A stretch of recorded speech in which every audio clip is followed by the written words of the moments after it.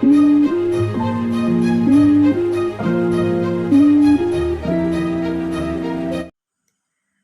morning, everyone. Welcome back to your English classes. Hope everyone is doing fine. So, in the last class, we discussed about countable and uncountable nouns. Then, what is countable nouns? Yes, the nouns that can be counted is known as countable nouns. Then, can you tell examples? Yes, an apple, two apples, three apples, etc., which can be counted with numbers. We can add numbers along with that. But what about uncountable nouns? Yes, the nouns that cannot be counted are known as uncountable nouns. Which are the examples? Yes, rice, water, oil, sugar, etc. So I hope it is clear. Today let's discuss about another topic. And what is today's topic? Yes, indefinite pronouns. Pronouns can be divided into many types. Let's discuss about indefinite pronouns. Then what is indefinite pronouns? Yes, we use indefinite pronouns to refer to people or things without saying exactly who or what they are. So, in a sentence, we can use indefinite pronouns without saying exactly whom or what is referring to. Okay, so there is no specific person or thing. We just use them to refer to some persons or things. So we use pronouns ending in body or one for people and pronouns ending in thing for things. Some examples for indefinite pronouns are here: anybody, anyone, anything, everybody, everyone, everything, nobody, no one, nothing. Now let's check some examples. Everybody enjoyed the show. Everybody is an indefinite pronoun. I opened the door, but there was no one at home. No one is an indefinite pronoun. It was a clear day. We could see everything. Everything is an indefinite pronoun.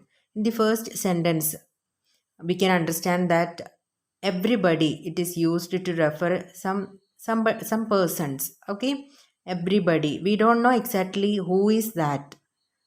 We used this pronoun just to refer that person, but we don't know who is that person exactly. Second one, I opened the door, but there was no one at home. Here also we don't know which person was saying about here. We just used no one to refer to that person. Next one is about a thing, not persons.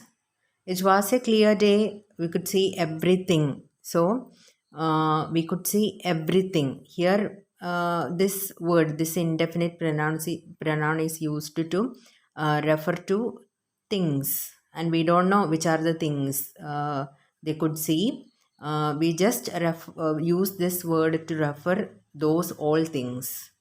Okay, specifically, we are not saying which are the things. Instead, we use this indefinite pronoun to refer to all those things. So, we can use indefinite pronouns to refer to people or things. Now, let's know the rules to be followed when we use indefinite pronouns in sentence. So, the first rule, we use a singular verb after an indefinite pronoun. So we should use singular verb after an indefinite pronoun. Is it clear? We should not use plural verb. We should use singular verb. Look at these examples. Everybody loves Sai. Everybody loves. Loves is singular verb. We should use yes or es with the verb to make it singular. Everything was ready for the party. Was is singular verb. We should not use were, we should use was. Nobody makes noise. Nobody is an indefinite pronoun, so after that we should use singular verb. And here we have used singular verb. Which is that singular verb? Yes, makes. Makes is singular verb. We should not use like this. Nobody make noise. Why can't we use like that? Yes, make is plural verb. We should use makes singular verb after an indefinite pronoun in a sentence. Next rule. What is that? Yes, when we refer back to an indefinite pronoun, we normally use a plural pronoun. So, when we refer back to the indefinite pronoun, we should use plural pronoun. Plural, not singular. Look at the examples, then you will understand it clearly. Everybody enjoyed the show. They stood up and clapped. So, in the first sentence, we have used the indefinite pronoun everybody. Everybody enjoyed the show. And the second part is referring to that indefinite pronoun. They, and they're used plural pronoun they, everybody. We don't know who is that person or who are the persons. So, we are using plural pronoun they. We are using they stood up and clapped. We don't know who are the persons attended the show, and we are using plural pronoun they. Second one, I will tell everyone that dinner is ready. They have been waiting for a long time. Yes, tell me, which is the indefinite pronoun used there? Yes, everyone. So, in the second part of the sentence, we are referring back to that indefinite pronoun everyone, and there used the plural pronoun they. We can't use he or she, it, etc. We should use they, plural pronoun, because we don't know who is the person or who are the persons talking about here. And so we have to use plural pronoun they. They have been waiting for a long time. So I'm going to tell everyone that dinner is ready. Next one. Somebody helped her to get up. They left there soon. Then just imagine if we write the sentence like this, will it be right? Somebody helped her to get up. He left there soon. Can we use like that? Can we use? No. Why? Yes, he is singular pronoun. We should use they. Somebody helped her to get up. They left there soon. They, that is plural pronoun. So, we are referring back to those somebody. We don't know who are the persons or who is the person. So, we should use plural pronoun. So, now we have discussed two rules. First one, we should use singular verb after indefinite pronoun in a sentence. And the second rule is that we should use plural pronoun in order to refer back to the indefinite pronoun in a sentence. Next, third rule. In negative clauses, we use pronouns with no, not pronouns with any. So, in negative sentences in negative clauses, we can use pronouns with no. Then which are the pronouns with no? Yes, no one, nobody, and nothing. So we can use pronouns with no in negative sentences. We should not use pronouns with any. That means anybody, anyone, anything. Okay. So we should use pronouns with no, not the pronouns with any in negative sentences. Examples are here. Nobody came. Okay. Then can we write this sentence like anybody didn't come? Is it right? No. It's wrong. We should not use like that. In negative sentences, we can use pronouns with a no. So starting with the any is wrong. No one called me. No one called me. It is a negative sentence. Then what about anyone didn't call me? Anyone didn't call me. That is wrong. Please don't use like this. We should use no one called me. It's a negative sentence and we have to use pronouns with the no. Nothing happened. Anything didn't happen. Is it right? No, never. It is wrong. We should use nothing happened. It is negative sentence and we have to use pronouns with the no. So I hope these three rules are clear. First one, we should use singular verb with indefinite pronouns. Second one, we have to use plural pronoun in order to refer back to the indefinite pronoun. And third one, in negative sentences, we have to use pronouns with a no, not any.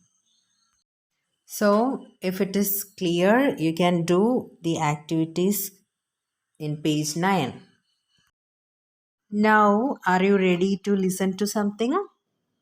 Okay. The students of National School had their annual day yesterday. Listen to a few people talk about their experiences. As you listen, circle the emotions they are expressing. So, this is the listening activity in page 11. So, as you listen to this, you can tick the options. Okay. First one, students, you practiced hard for 2 months and all that effort paid off. The annual day was a great success. The audience loved every single performance. Congrats, children. Next one. I fell ill and couldn't perform yesterday. I hear the skit was wonderful. My friends all had a great time and they were called back on stage for a second round of applause. And through all this, I was at home with a high fever and a terrible headache. Third one. My children took part in the group dances last night. I had a meeting at work and couldn't attend the performance. My kids were so disappointed. I wish I had cancelled the meeting and attended the annual day instead. Fourth one. Oh my god, you won't believe what happened yesterday after the show. A woman from the famous Little Theatre group attended the show. She came up to me after the play and told me she loved my performance and offered me a role in one of Little Theatre's productions. Isn't that amazing?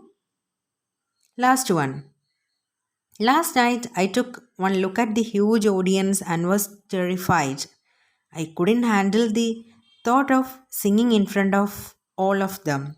So I pretended to have a stomach ache and they had to cancel my performance. I feel terrible that I let my class and my teacher down. Okay?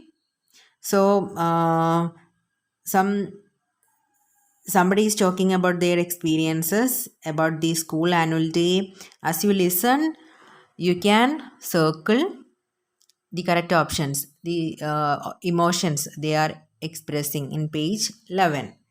So, first lesson, Hanuman and I, is almost over. Writing activity. What is the writing activity? In the listening section, you heard a boy talking about how he got stage fright and pretended to be ill to avoid performing. So, this is about that last experience. A boy is talking about his experience regarding school annual day. What is his experience? Yes, last night I took one look at the huge audience and I became terrified. I couldn't handle the thought of singing in front of all of them. So I pretended to have a stomachache and they had to cancel my performance. I feel terrible that I let my class and my teacher down. So based on this, you have to attend this writing activity. Imagine you are this boy and write a diary entry about what you did and how you felt. Do not forget to mention what you are going to do to make up for this.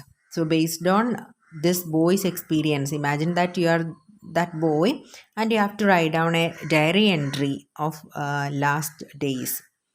Okay, and speaking activity can be done during the live class. And what is that activity? What is your greatest fear? So, this lesson is about stage fear. Our little girl was not able to perform on the stage. In the beginning, when she went on to the stage, she was really afraid. She couldn't talk. She was like frozen. But later, when her teacher started prompting, she was okay. She started acting. So, here the speaking activity is to just talk about your greatest fear. We all are afraid of something. So, which is your greatest fear? What is your greatest fear? Okay, you can talk about this topic in the life class. So, let's conclude this lesson, Hanuman and I. This was a wonderful lesson. I hope you learned and you have enjoyed something. Okay, thank you.